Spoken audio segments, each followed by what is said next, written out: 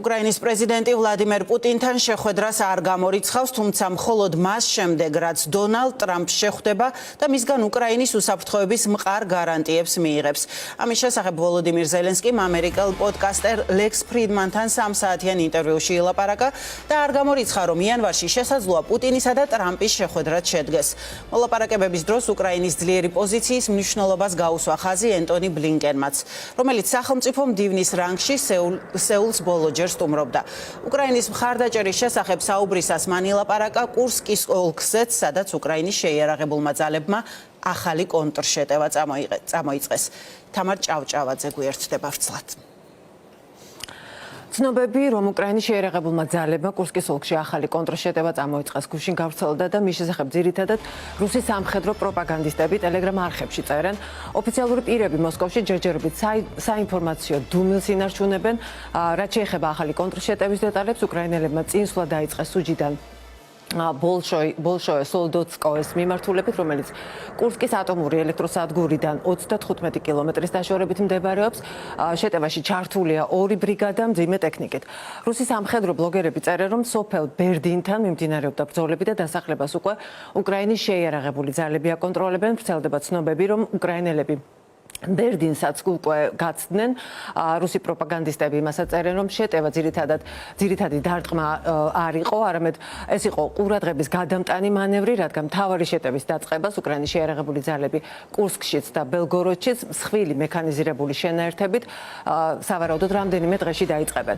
ფრონტის ხაზზე არსებულ ვითარებაზე, შესაძლო მოლაპარაკებებზე და დონალდ ტრამპის პოზიციაზე უკრაინის მიმართ 3 საათიან ინტერვიუში ილაპარაკა ვოლოდიმირ ზელენსკიმ. უკრაინის ლიდერთან ინტერვიუ ამერიკელმა პოდკასტერმა ლექს ფრიდმანმა ჩაწერა. უკრაინის ლიდერმა გაიხსენა ომის პირველ დღეებში ალექსანდრე ლუკაშენკოსთან საუბარი და განაცხადა, რომ ბელარუსის ლიდერმა მაშინ უკრაინელებს რუსეთის თავდასხმის გამო ბელარუსის ტერიტორიიდან ბოდიში მოუხადა და ნავთობ ობიექტზე, ვოლოდიმირ ზელენსკის ნავთობ ობიექტზე დარტყმის უფლება მისცა.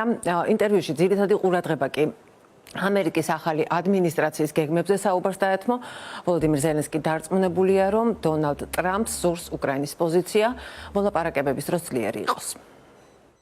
ფიქრობ, რომ 25 იანვარს ან სხვა დღეს ტრამპთან ერთად დავსხდებით. შევთანხმდებით, როგორ შეიძლება ომის და პუტინის გაჩერება. თუ ის შემოგთავაზებს უსაფრთხოების ძლიერ გარანტიას, ამის შემდეგ შესაძლებელი იქნება რუსებთან ლაპარაკი. მხოლოდ ასე და არა ისე, რომ მაშინვე დავსხდებით სამივე.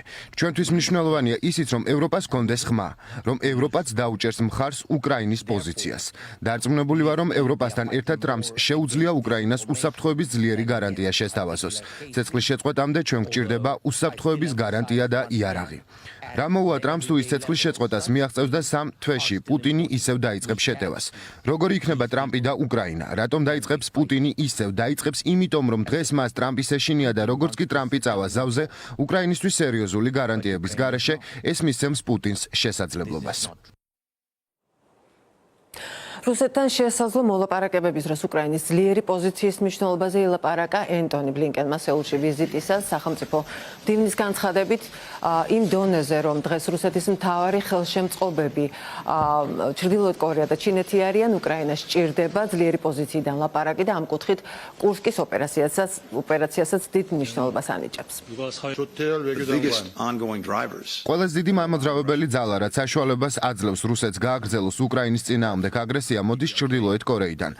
არტილერიით და საბრძოლო მასალით და ასევე ჩინეთიდან, რომლის კომპანიებიც ეხმარებიან რუსეთის სამხედრო წარმოების ბაზას.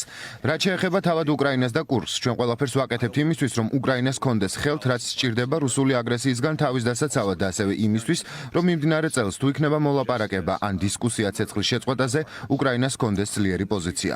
რა თქმა უნდა, უკრაინელები ცდილობენ, რომ მათი პოზიცია ძლიერი იყოს. კურსკი მნიშვნელოვანია, რადგან ის იქნება ფაქტორი ნებისმიერ მოლაპარაკებაში.